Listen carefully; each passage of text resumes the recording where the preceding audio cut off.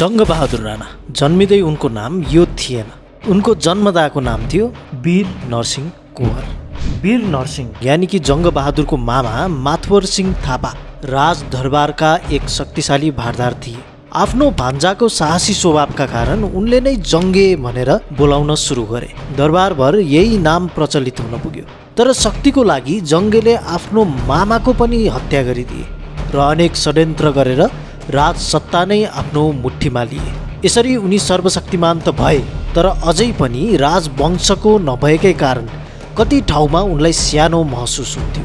त्यसैले उनले राजगुरुहरू बोलाए र आफ्नो कुँवर वंशलाई कुनै प्रख्यात राज खानदानमा जोड्न आदेश दिए। तर नेपालकै राजवंशमा यसरी जोड्नु सम्भव भएन। त्यसैले भारतीय राजवंशावली खोतलियो। मुगलहरूलाई चुनौती दिएर चित्तोडगढका शासक उदय सिंह राणा र उनको सन्तति भारतभर प्रख्यात भएका थिए।